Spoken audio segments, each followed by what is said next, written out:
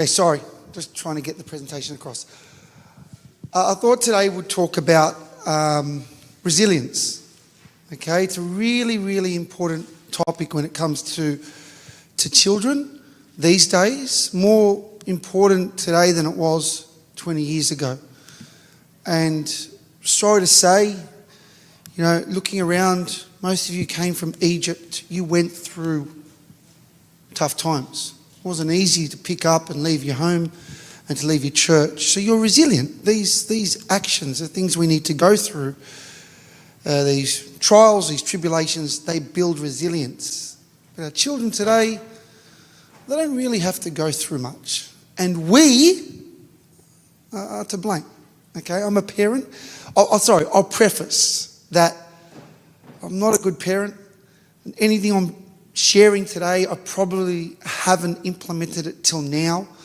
There is no right or wrong when it comes to parenting. It's every child's different and we learn along the way. But we can look at history and see what works and what doesn't work. So what's your understanding of resilience? What does it mean? Strong, yep. To be flexible, strong, yeah, they're good words. Adaptive, yep, especially in this day and age. Not give up, as that presentation said. I will give you an analogy of what I believe resilience is. Just give me 1 second.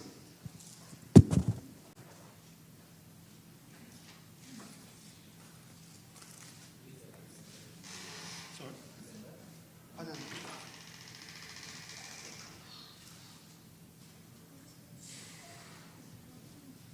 Okay, so we've got a balloon. What's the balloon got in it? A mask. Okay. And then we've got a ball. Now, children come in different sizes. I could have brought 100 balls in here. Every ball bounces different. So you play different sports, you need to know how it bounces, how it curves, the air, etc. Now, this, I'll use this here. So I'll drop the balloon from whatever height. I'm going to drop it, and you can see the bounce. If I can try and put more pressure, you get a bit more bounce. Then you've got the ball. It bounces straight up. Okay? So resilience is the ability to bounce back. Simple as that. We're going to have troubles in our lives. Our children are going to have challenges. And it is instilling in them. Sorry. Am I right with that, Mike? Oh, you're recording?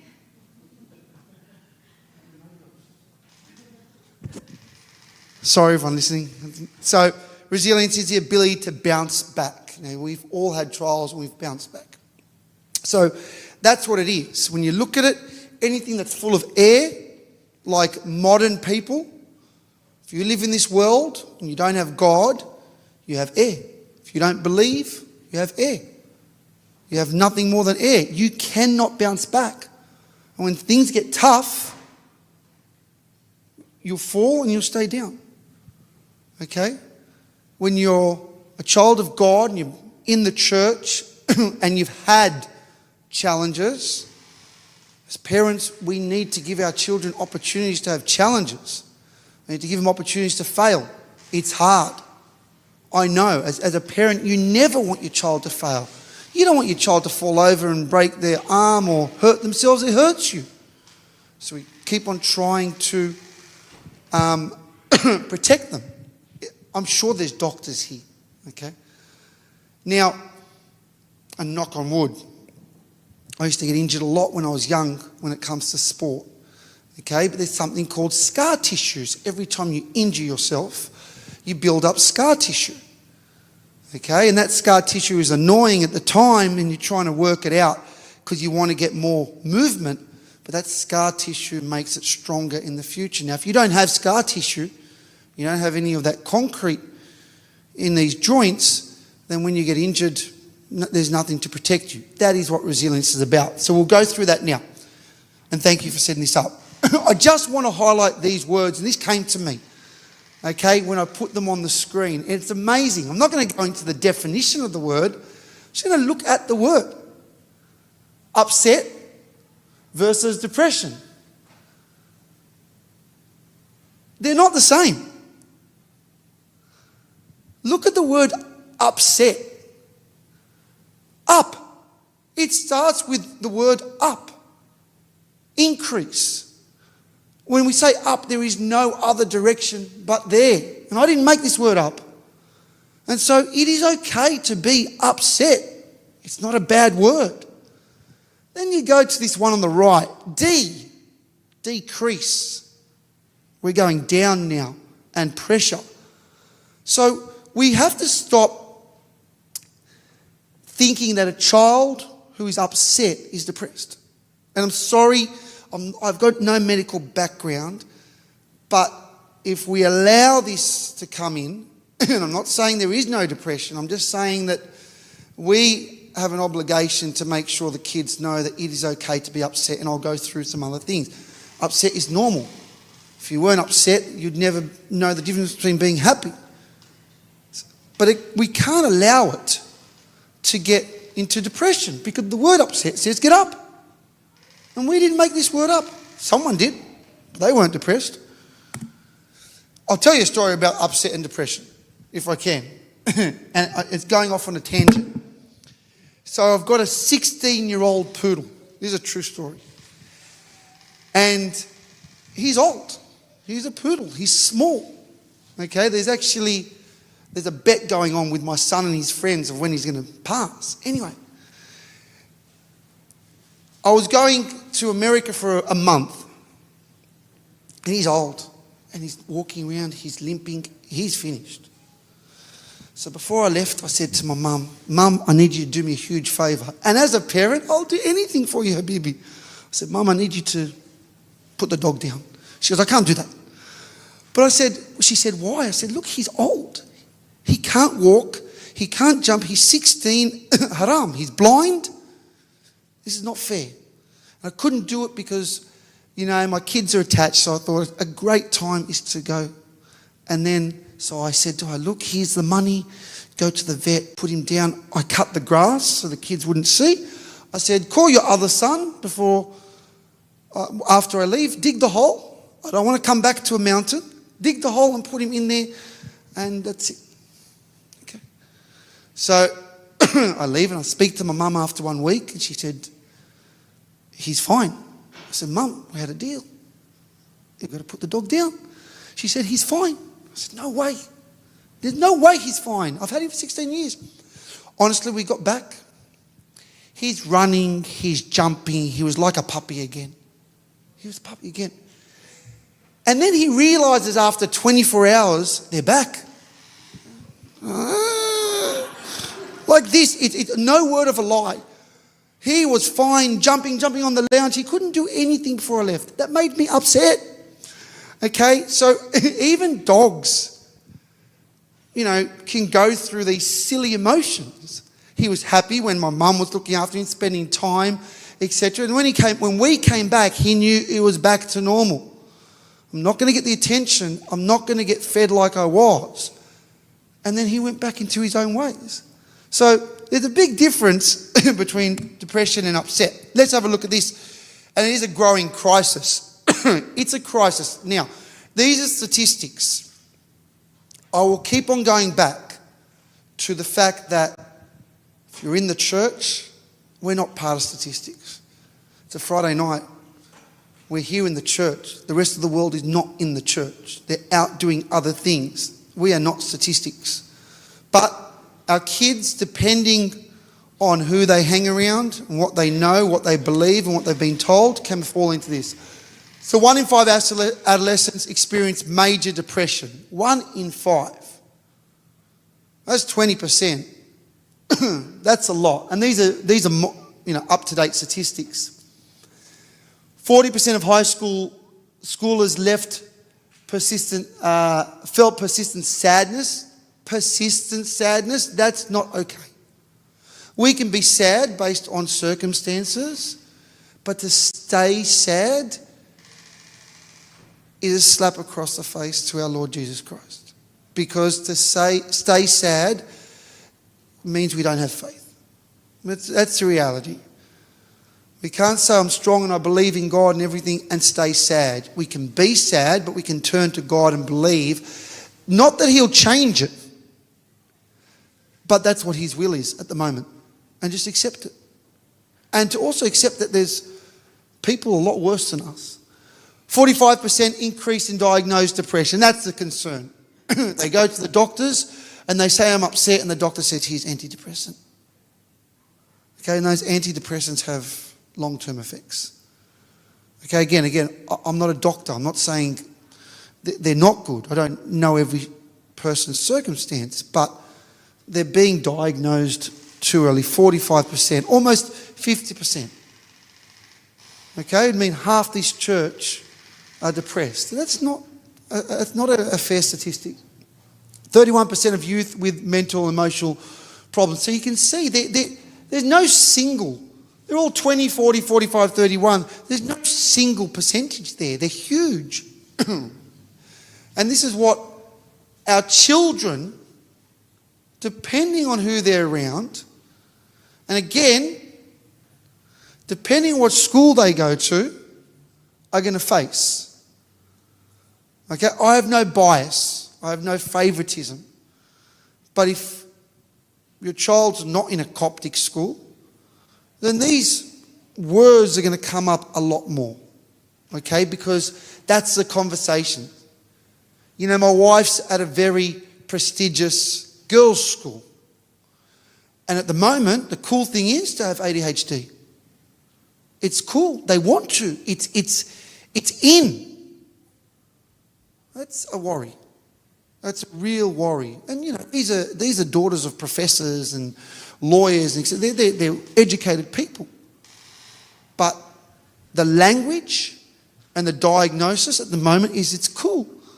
And it's cool to get onto Instagram and say, I've got depression and I've got anxiety. And that's a worry when it becomes cool, because eventually they will get these things. Any questions? Any translations? Yeah. I haven't got the specific. Most of it's targeted towards. It's targeted towards high school students. Okay, because you can get that data from high school. So students from 7 to 12. Okay, all my data was focused on that because I don't want to speak to you when your children are in 7 to 12. I'd rather you deal with it much earlier and understand that these things are going to come up. Okay, you need to address it early. And you'll see these signs in these children early. And if you don't allow resilience to take place, and we don't allow and talk through the fact that it's okay to be upset and how we're going to fix it, then eventually it'll sleep in.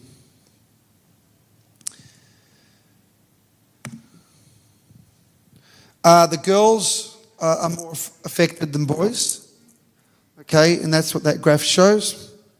Teenage girls more than doubled from 13.4 to showing, and this is over, I think it was 10 years. Sorry? So 6 years? That's even worse, 6 years. Okay? 6 years, and they doubled. Now, the one thing I forgot to mention before is when I did this analogy, and I've done it before, I talk about the ball and I talk about the balloon. But now we need to talk about the world. Because before, when we used to talk about it, it's the same. The world's the same. But now we have a different world. And then, obviously, if you're going to bounce it on a different surface, you're going to get a different outcome. So we never used to speak about this, and now we need to talk about that. Okay, so when I talk, I'll be talking about the child. I'll also be talking about the factors around them that are leading to this lack of resilience and this acceptance that they can't bounce back.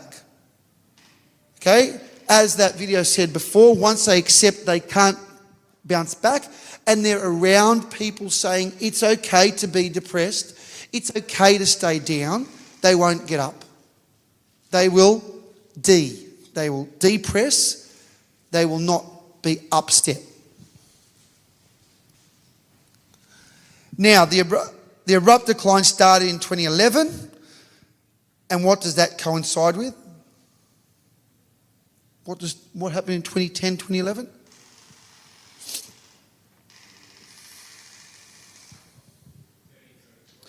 So it says that this big slide really, and this big shift happened in 2010, 2011. What happened in 2010, 2011? Yeah. Technology exploded and social media was on steroids. Okay? So there is no way you can take it away. There's no way you can't see a correlation. All the data, all the research has clearly shown that as technology went up, so did these impacts on children. And we need our children to be resilient.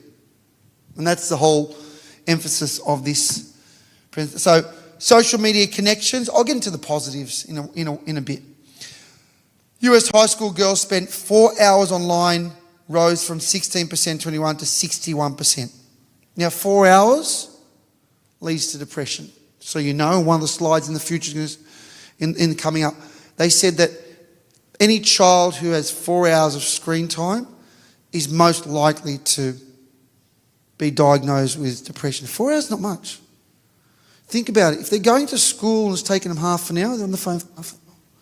And they're half an hour on the way back. There's 1 hour gone. Okay? Then they're going to tutoring or studying. And then they're staying up. This 4 hours a day can accumulate. In fact, if you were to take your phone out and to look at screen time, because it gives you a report every week, you'd be alarmed. It's shocking as adults, and we don't touch our phones half as much as they do. If you look at your child's, okay, we've got apps running in the background, and they add to your hours. But when a child presents you with that data, they don't have apps. When they're on there, they're very smart kids as well. They close apps down because they need to preserve their battery. Okay, when they're at school, they know before they go to class, ding, ding, ding, ding, close everything down. So when you get the data at the end of the week and it says you've been on the phone for 40 hours, they can't just say, I had an app running while I was at school. No, you shut it down. Your eyes were on that screen for 40 hours. So that 4 hours leads to depression. 6 hours leads to suicide. Okay? So the phone is a trigger. Technology is a trigger. What you're going to see, and I think the US schools will probably be the first to do it, you're going to see a huge shift away from technology in education. You'll see that in the next 5 years. There's so much research out there that the good schools now are just going back to basics. They're not having screen time. They're going back to writing on a board, discussing with a child, finding out what they've learnt, and moving away from screens.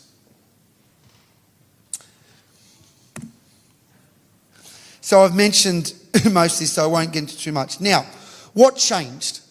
What has changed significantly for our kids not to bounce back? What has changed for our kids to be more like the balloon? Okay, for the 1990s to 2000, when we were growing up, we had social connection. Social connection is so important.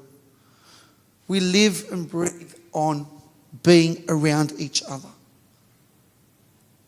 on laughing, on hearing people's, experiences. But our kids don't have that social connection anymore. You ever go to Westfields? You see a bunch of kids after school, they're sitting around, they've got their box of KFC and they're all on the phone. If you're ever out at dinner with your family, you can see a new couple, they might be going on their first date. They're on their phone. It's so sad. How are they ever going to get to know each other? So we had social connection, whether it was going to cousins' place or speaking to each other, that connection led to us building resilience. If we had disagreements, if we had a disagreement with someone, you'd be upset, as the word said. You might not speak to them for a couple of days, but then you'd have to go deal with it. And that built resilience. Now, I went to an all-boys school all my life. It was and it wasn't a Coptic school. And sorry to say, what would happen, you'd have a disagreement, you'd then go and have a punch-up, and then you'd walk home and laugh about it and be best friends for the rest of your life. And if you ask anyone who grew up in Australia and who went to an all-boys school, that was normal. You didn't hold grudges. It made you strong. You had downs and you had ups, and you had your downs and you had your ups within 24 hours. Now when they have downs, they've got Instagram and Facebook just to make sure they bury them before they go to sleep. So when you're down, you go home, but then you're subjected to further and further, whatever it may be, bullying, intimidation, etc., or exclusion. So that is not allowing our kids to be resilient. Because when they get down, it's very hard to get up. So we had social connection. They've got social media. One's a positive and one's a negative. And I'll share this slide with you if you like. We had play and free time. Okay? So we had free time. So the school holidays, you made the most out of school holidays. You ran around the streets with your friends. You made games. You used your mind. Yeah, you were bored. They're as bored as we were back then as well. But we became strong. Okay? They don't. Okay? They've got scheduled activities. So unless they know what they're doing, and I see it with my own kids, it's schedule, free time, on board. Straight away on board. We'll do something. They've got indoor screen time and they've got limited play. Now, our homes have changed a lot as well, in that we had a lot more space to run around, and now we have smaller homes, duplexes, units, etc. I'm not saying they're leading to any of this. I'm just saying that the world has changed and they are having an impact on our children. Family meals, 5 to 6 meals. I only remember having dinner with my parents, and they worked. When was the last time you sat down and had dinner with a family, apart from Easter and Christmas? Okay, so these are the factors that are not allowing our children to have the substance that leads to resilience. Sleep patterns, 8 to 10 hours is what we used to get. And now they rely on coffee, we all do, and now they've changed it to 6 or 7. They said if you get 6 to 7 hours, it's fine. No, it's not fine. For children, it's always been 8 to 10 hours. You can't just go shifting the bar because that's what they're getting now. And that's 6, they've reduced it to 6 or 7 hours. But when we slept before, there was no vibration. The vibration meant there was an earthquake when running. But now they're sleeping and it's just bing, vibration, bing. So they're not sleeping. If they've got the sleep watchers on them, it'll wake up and it'll tell them you didn't sleep. There's no REM. There was no deep sleep. So that is impacting them as well.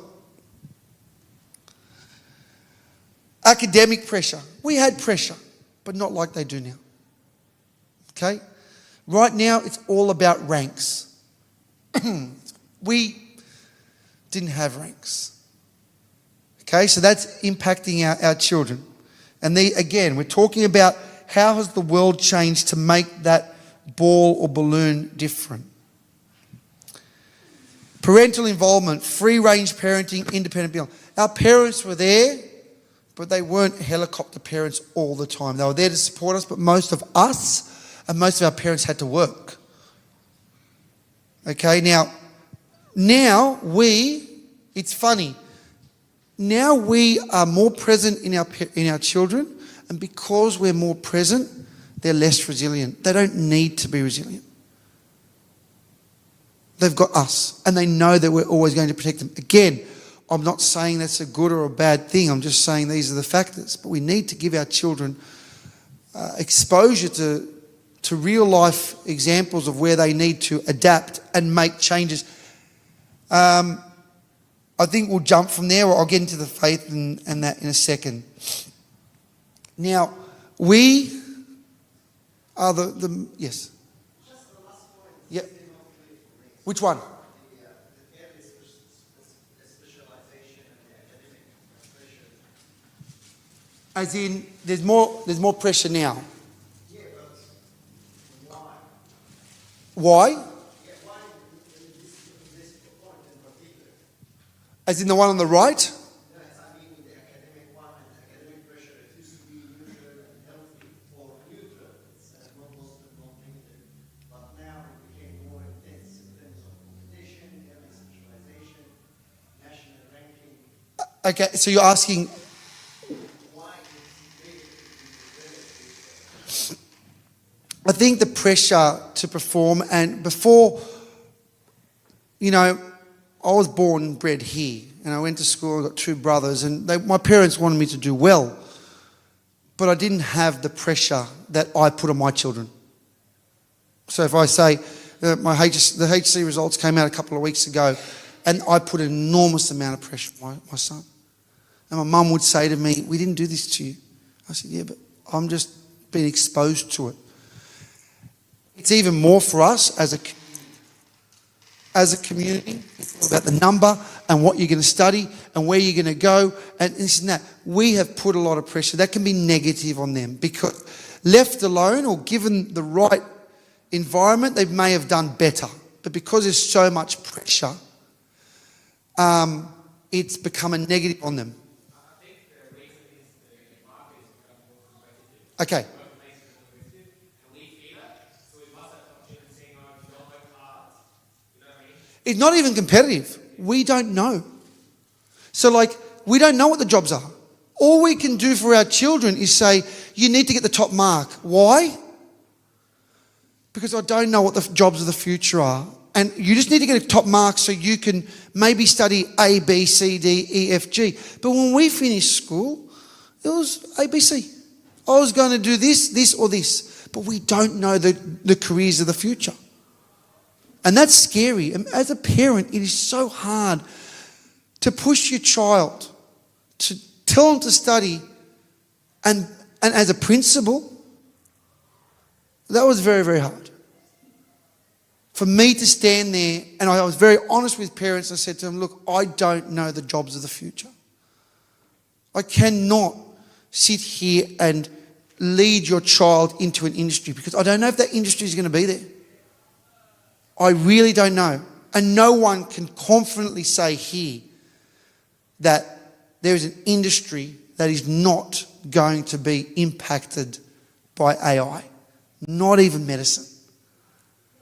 Okay, so we put pressure on our kids because we've put pressure on ourselves because we can't lead them. And that's very hard. And I think that speaks for all of us. And the younger your children are, sorry? It's a Coptic law. It's regardless of generation, 1990s or... Which one? The medicine? Or? Oh, yeah. But it's getting worse. And I'm a testament to that. Because if my parents pressure us and I'm pressuring my children, then I'm just part of the system. Okay? And that's not good to put them under that much pressure. However, in saying that, you look at steel. And steel is made out of constant melting and strengthening. Melting and strengthening. Like the scar tissue I spoke about before. So it's not a bad thing. It's not a bad thing. These are statistics mainly out of the US. But it's not a bad thing, the academics. The sad thing is we just don't know where they're going to lead in the future. Okay? Now, with that in mind, your children have to be super resilient. I'll go back to that word. Because they're going to finish 5 years of uni, build up a HECS of $100,000, and that might not be there. What are they going to do?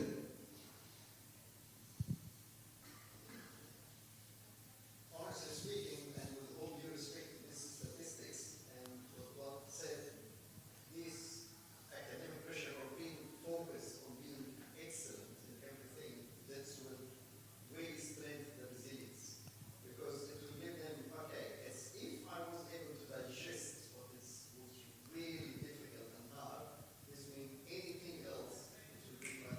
So what's the word? It's resilience, but it was mentioned at the back before. Yeah.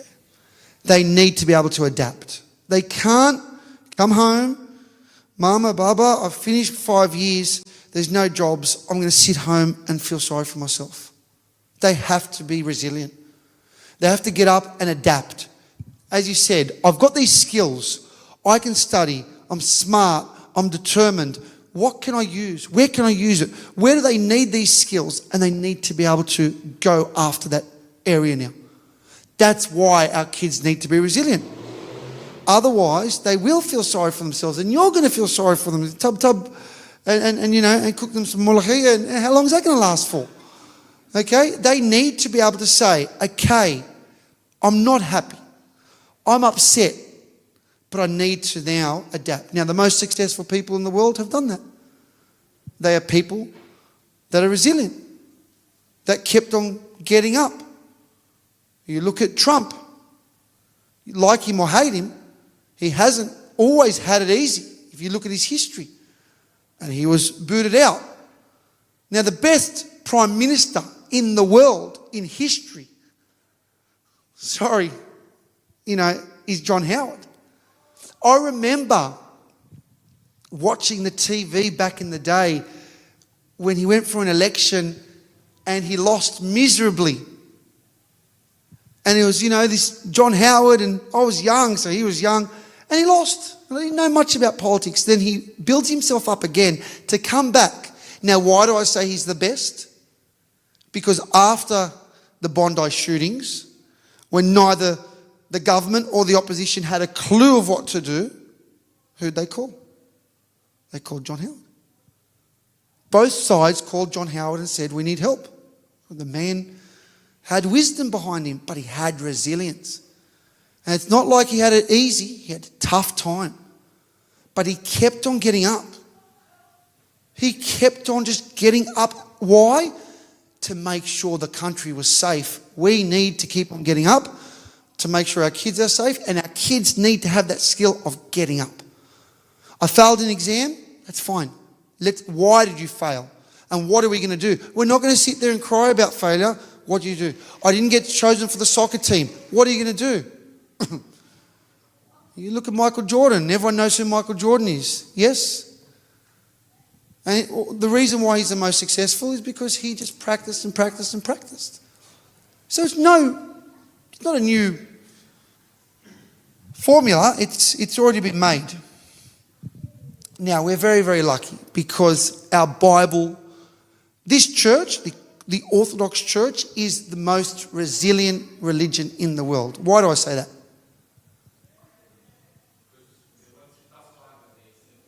Yeah, and the word Orthodox means straight. So every other religion, they've got tangents, they had schisms, they broke off.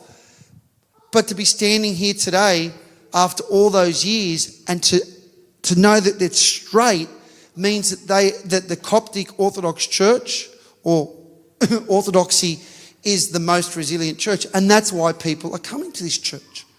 Because people are saying, I want something that is resilient in my life. So you and us and our children are very, very lucky.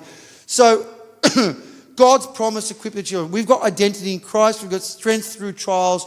And we've got divine protection. So I'll go into a little bit more detail. Teaching children they are defined by God and not by their accomplishments. That's really, really important. And we say it and we go through Sunday school and we sing songs, but it's really, really important that our children know that first and foremost, I'm a child of God. It doesn't matter what I become. I can be a doctor and not know God, or I could be a doctor and lose, I could be a lawyer, a criminal lawyer, and stand up in court knowing that the person that I'm protecting is a murderer, and I sell my soul, or I could just be a teacher and do something else. I'm not saying either career is better than the other. I'm just saying that our kids need to know you're not defined by your HSC result. You're not defined by the car that you drive or the clothes that you wear or, where you stand in church or your level as a deacon. You can't. And they need to really, really know that. Because to allow them to continue to think that they're defined by anything in this world means they're not a child of God. We're going to get through the trials, but the Bible is a book of trials. It's not a fairy tale, and nowhere does it say it's going to be a fairy tale. Nowhere does it say that being a Christian is going to give you all the riches of the world and you're going to have peace and you're going to live a great life.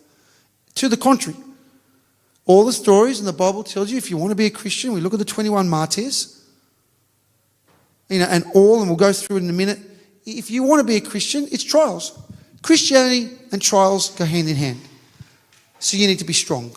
And we'll go through those strong people in a moment. And then we know that at the end of the day, God's got us. So we need them to continue. Now, it's hard for young kids when they're going through challenges to remember that. But we need to keep on reminding them. Do you believe in God? Do you believe that God has a path for you? Yes, you just need to. Even as adults, we find it hard. These are just a few. You've got Joseph. You've got Job. You've got David. You've got Daniel. You've got Paul. You've got Ruth. Okay? We're not going to go into the stories because we know them. And there's many, and there's many more modern saints and more modern, like the 21 martyrs. It's a history of resilience. They got up. No one got up more than Jesus Christ. Crucified, but he got up. Okay? And we just have to keep on reminding them, you got to get up. You got to go and do it. As that presentation before said, that's what I do. I just get up. I keep going. I got rejected for a job. I keep going. I failed my exam. I keep going. That's what I do. I just keep on doing it and keep on praying. And they just need to remember, you got to keep on going, getting up. I'm not saying, we're a dictatorship or anything like that, but you need to help them up. We can't let them be down and stay down for long, because then that's very, very dangerous.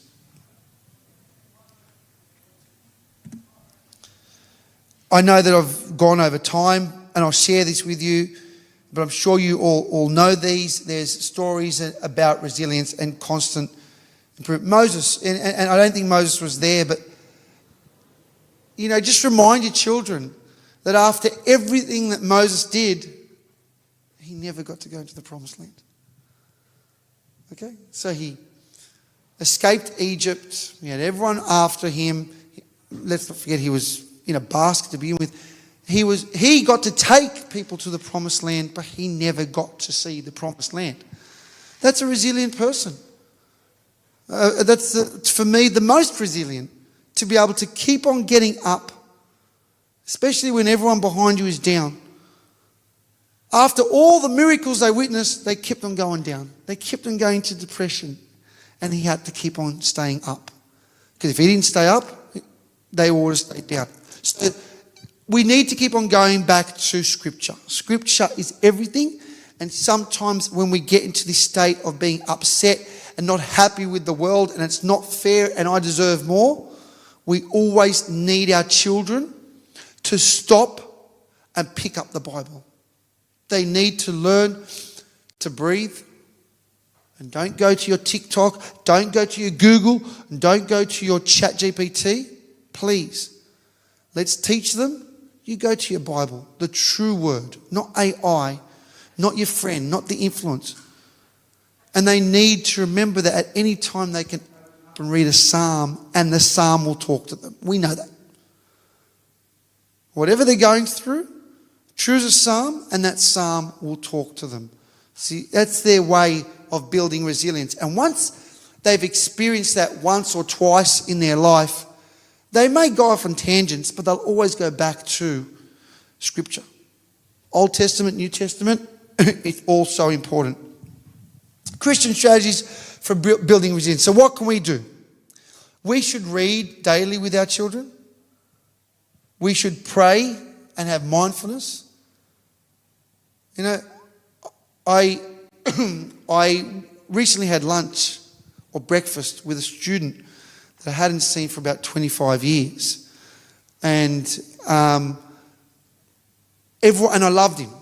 I loved this student. He was a rascal, and I love all my students, but he was a rascal, and in year 12, he caused all sorts of problems. But I saw his wife at Kmart, and I asked about him, and I know he'd been asking about me, so I went and saw him.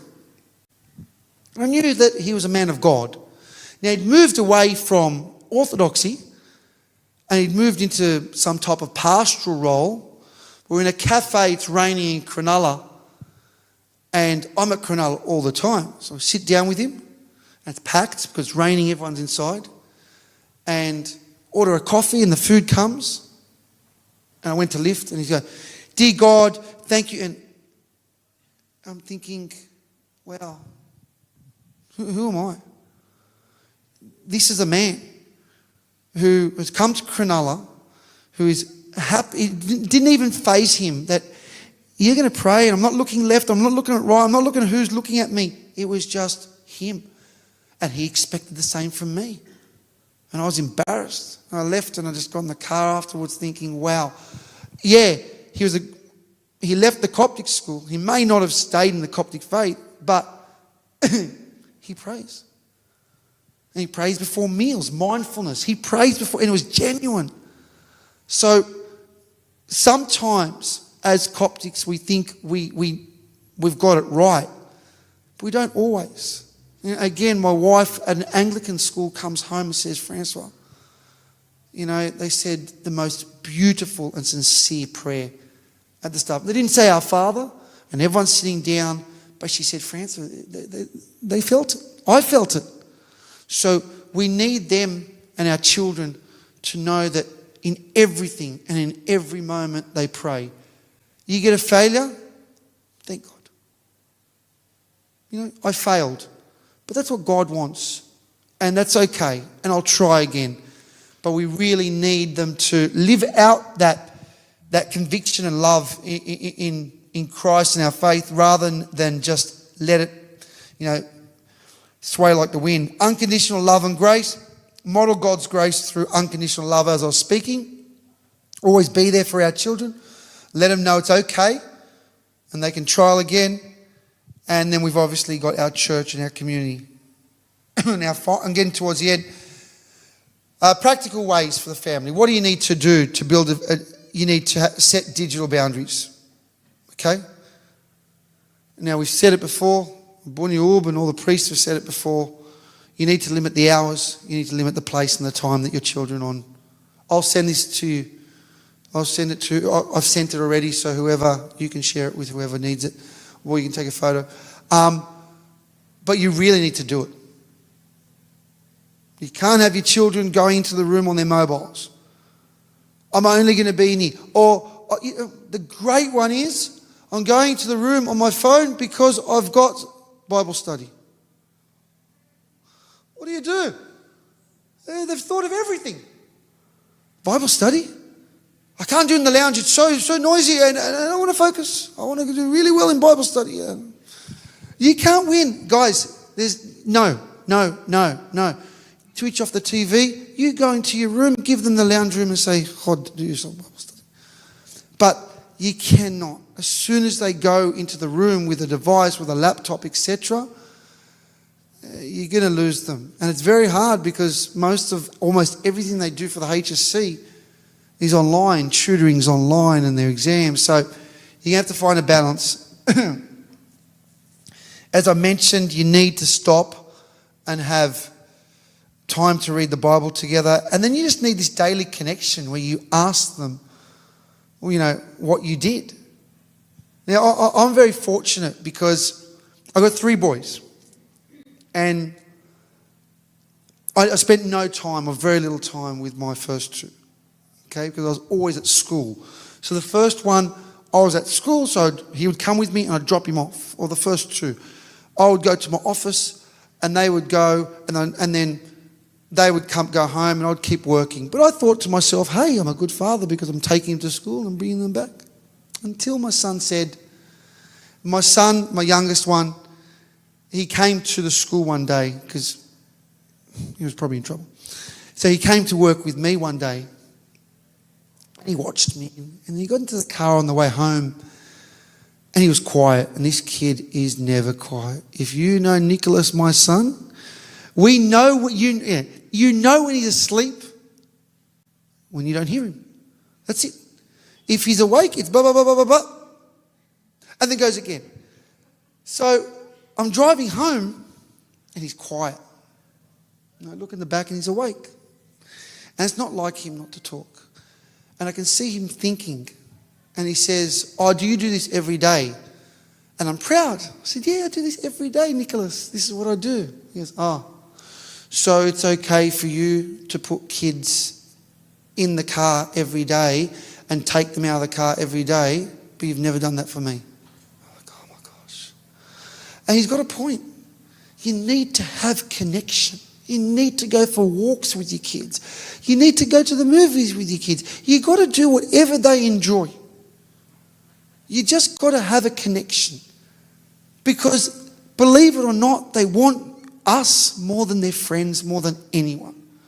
But we're just not there, and sometimes we think they don't want us. But we need to have a connection. You know, children who are close to their parents and have that connection and feel that connection hardly ever have any of what I'm talking about today. Because they know they can go back to us. And we get busy with work. Okay? And this is the problem. When my wife tells me, this is a school, and they're very, very affluent, and their parents are very, very well off, but they've got no connection, and their children are suffering. They think they can just give them the money. If I buy them the latest iPhone, or when they turn 16, I buy them a Tesla, that'll be fine. They don't want that. These girls are crying out for connection. True story.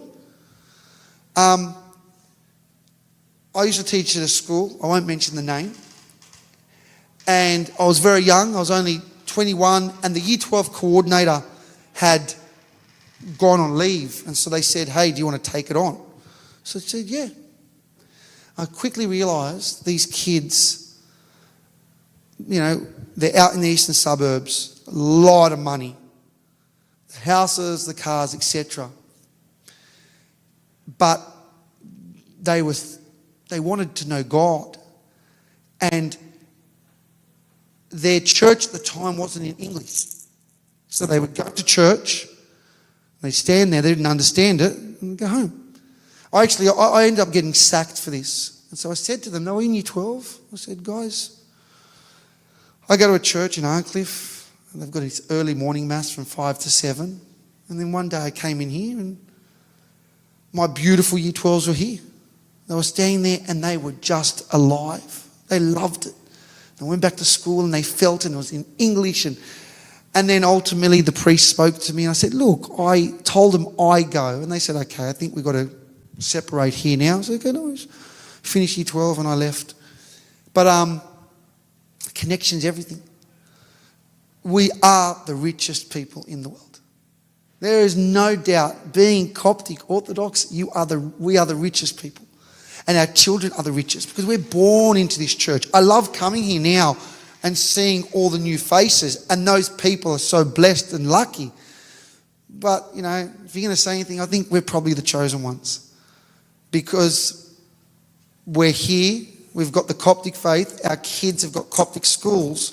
So let's just use that wonderful gift that we've been given to build resilient children. Now, if I go off on a tangent, out of the thousands of children who have left the Coptic schools,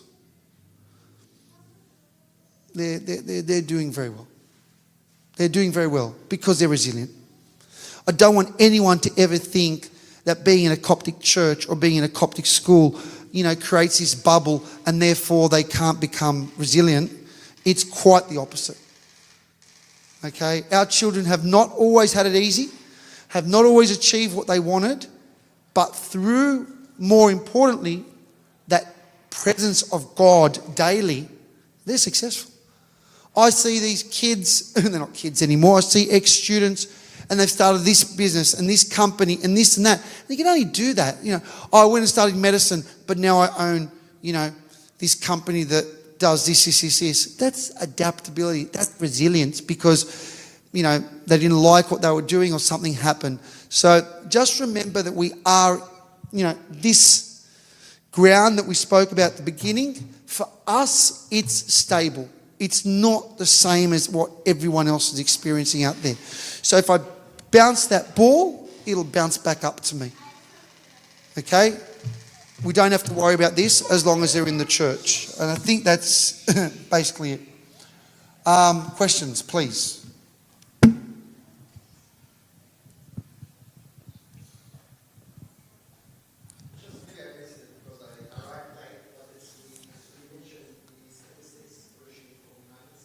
Yeah, most of the data is in the United States. Yep. Yeah, all the data I get is specific ages. They've got middle school, so they call it middle school. But just for the sheer population, look, whatever's happening in the US is happening here. Well, probably even worse because we've got a higher per capita of mobile phone use. We've got the highest per capita of mobile phone use in the world. I don't know how they get to 1.5 phones per person. Who carries half a phone? But it's a problem when you're Australia. You're that small, but you've got the highest per capita of mobile phones.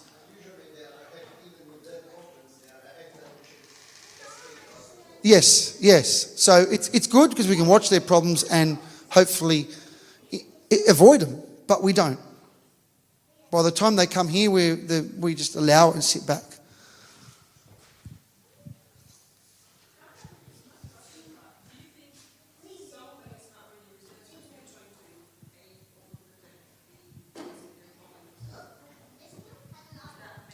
100%. We are overprotective. It said it there. We are overprotective. Okay?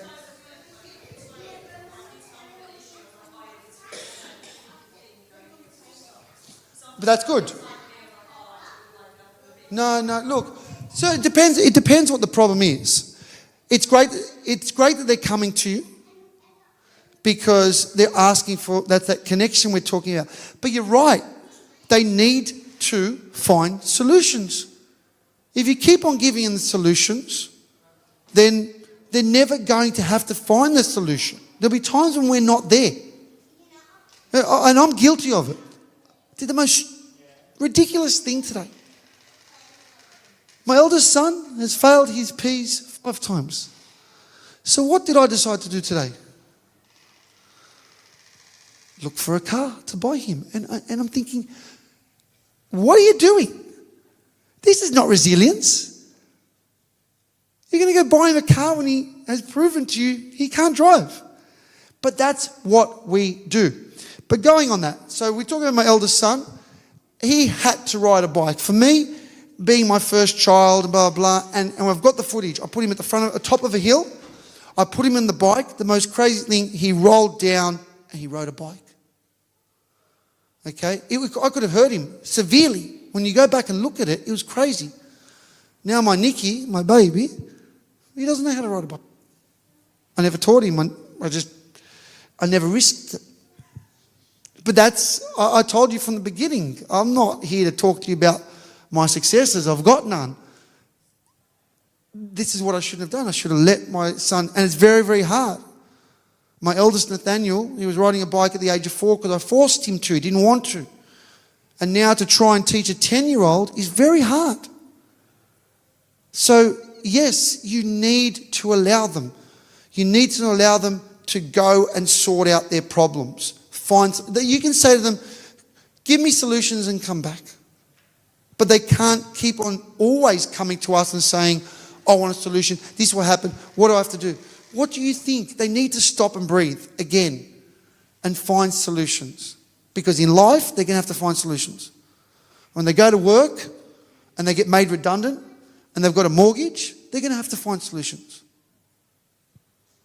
Okay, when the car doesn't start and they've got an interview or an exam, they're going to have to find solutions. They can't call you and just say, the car's not started. Well, you've wasted 5 minutes calling me because I'm interstate.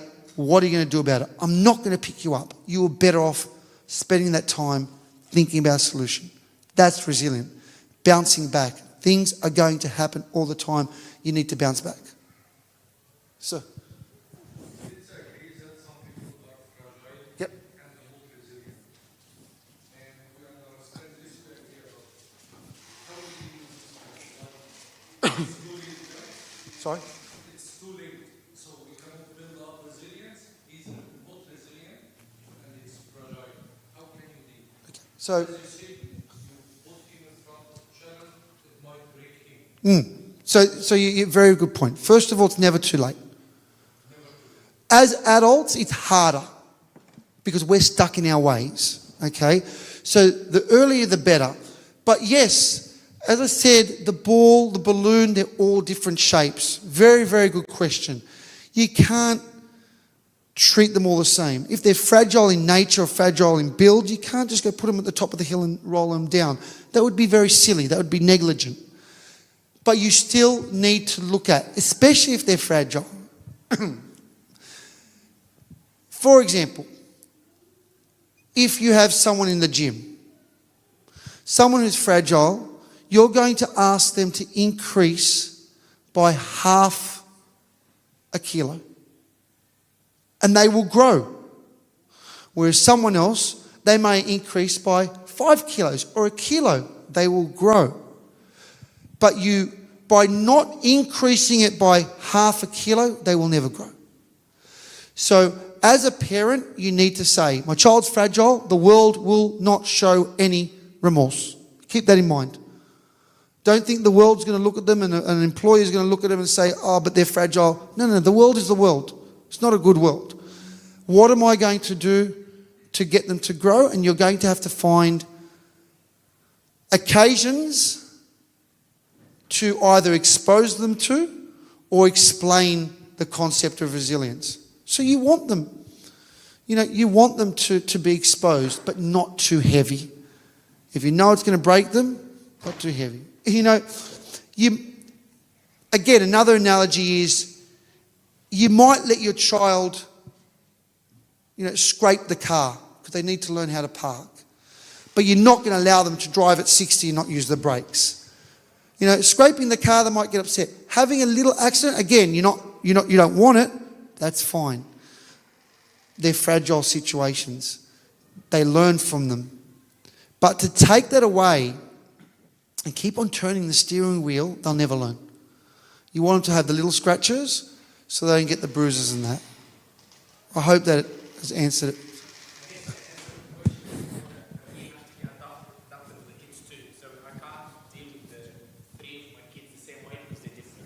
I have a question, if you don't mind. So I guess there will be always a fine line between I want to keep them in a safe environment, and I don't want to interfere too much too. So I've got kids in non-Coptic school, so I have to be always aware of who they're hanging out with, who they go with, who they talk to. But then I'm becoming more protective. You don't want to lose them. Exactly. So how can I find that fine line? I want to protect them, but I don't want to be more interfering in their life so they lose the chance to create that thick skin and become more resilient. Okay, it depends on their age and it depends on the circumstance. It's, again, very, very good question. But I don't know if everyone's going to like my answer. If it's something that could ultimately impact them for life, and when I say something, I'm not talking about things big. I'm talking about a sleepover at a friend's house, and then they could be exposed to, something that can impact them for life. That can change them. It's a different world. What would your parents have done? In a situation, sleepover, I didn't even ask that because our parents, no, you're going to cop it anyway. But look at the situation, and I know that most people say, well, you can't, but you can. What would our parents have done? And I always, for me, I go back and say, well, what would my father have done? And I try and apply it to that. My kids aren't happy. They don't like my decisions. But I'm happy with who I am because of my father, and I'd hope that my kids are going to be happy because of the decisions I made. Now, does that help? Yeah. And it doesn't matter, Coptic school or not. The things I'm talking about, they're exposed. And boys and girls. I had this ongoing argument for years with a servant from here that I used to work with. I said, lad, no way. He said, you're naive. I said, yeah, the boys I can understand, but not the girls. He said, you are so naive, until a priest said, yeah, he's right. The boys and the girls are the same. And Coptic school or non-Coptic school, the world is the same. What they're going to be exposed to through social media is unavoidable. So it's hard because you don't want to lose your children. And it is a fine line. But at the same time, you can't allow them to be exposed to something that could have long-lasting impacts on them. I don't know if I answered that well because that losing line is very, very... You got to pick up your fight. Like, you got to pick up your fight. What do you fight for, what you don't fight for. And if they're upset with you, but you know that you did it to protect them, and again, the age, they may not understand it at that time, but still speak to them. Whether they're 6 or 16, speak to them about it. Tell them why. You may think at that time it's gone over their head. You may think that they didn't speak back to you, you've lost them. You haven't lost them. They've stored what you said, and maybe I'm wrong, but we remember what our parents said to us, yes? Do you remember the little things that your parents did and what they said? And we remember it maybe 40 years later. They're going to remember it, and they're actually going to take that when they're parents themselves. So don't ever think that a conversation or an explanation as to why you did what you did has gone unnoticed. It hasn't. But they just won't react, so you'll never know. But they've got it. They store it. They're wise. And look, and I know it because I speak to my students. Okay, I speak to my students all the time, and they remember what I told them 25 years ago. Do you remember that day when you said this? And I act like I do because I don't want to tell them how old I am. I'm like, yeah, I remember. I have no idea what I said, but they remember. And they remember everyone that they respect. They remember every word. And as parents, they respect you and they love you. So you might say, no, I'm not allowing you to do this. I've got the same battle. My son is 10. He plays with a boy in the street who I think is 14. And it's his birthday tomorrow and his friends are coming over. So I have to tell him, you're not going to the birthday party. And he's already fighting me. I can't have a 10-year-old going to a 14-year-old, and they're a completely different nationality. And before I left, I said, Nicholas, we need to talk about, what do we need to talk about tomorrow? I'm going. I said, look, I'll talk to you when I get home. And he's going to hate me for it. He's going to hate me. But I can't. I can't allow him to go not even, it would be 100 metres down the road. I can't allow him tomorrow to go 100 metres because I know that it won't be good for him, and yes, he'll be upset, and yes, he'll have a tantrum, but I know I'm doing the right thing. Okay. And then you balance it. So I can't just say no. I say, it's a no, but let's go do this. Let's go fishing, or let's go do something else. It just can't always be no. It has to be a balance.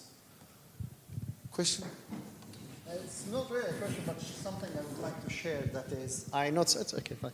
It's I think it's I used to be a helper in the Catholic Education Office, so they have something like a leader, a faith leader, and something like that. One of the things that I learned and I found that is really we are lacking in our culture, that is they have very they put it this way. So it's like these beautiful butterflies. Originally, they are caterpillars, and it will not turn to this unless it goes through this pupa thing. And, cocoon. Yeah. So, no way you can help in that process. You can watch it. But if you try to help into that process, you will end up with very weak butterfly and it will soon die. So, we have to do the same thing with our children. So, and I realized, because we are coming from the same, Coptic background, it's even Egyptian altogether, regardless of their religion. But we grow up in the way that is our parents and family. They, even in the high school, they take us to the school, drop us in the school. Some of parents wait the entire 2-3 hours outside for the kids to come up. Wow. Yeah, or give, bring the food and all this. We have to prepare the food for you. Yeah, so this all is incorrect, So in the same way, we are helping this tiny caterpillar to turn to be into butterfly, but it will never be a strong butterfly in this case. So this really made big difference when I raised my kids, and honestly speaking, it's made a lot of positive impact on them. Yeah. And if we use that analogy, our cocoon is the church. So we've got the strongest cocoon, and that cocoon is there to protect them while they grow. As Michael said, with their wings, we have the strongest cocoon, so we'll have the strongest butterflies. And you see it. If you walk out now and go see the youth, and go see what they're doing, and go see the connection, and go see the service, and and come to an early mass and see the first 6 rows full of youth, because the cocoon is strong. Okay, so again, it goes back to us being so rich, because our cocoon is the strongest cocoon. And they're developing in that cocoon wonderful colours and wings, and when they come out, the world sees it. And that's part of the resilience as well. But you're right, if you don't have it right, they won't be able to fly, and then they won't be able to resilience, and then the wind will come, and they won't be able to get up. So thank you, thanks for sharing that. I think something that's really important, and if it hasn't already been created, is a WhatsApp group where we share these experiences. Now, there's other religions and other nationalities out there that do it. You just need to have a WhatsApp group where we share, because, as I said, there's no manual for parenting, but we can learn together.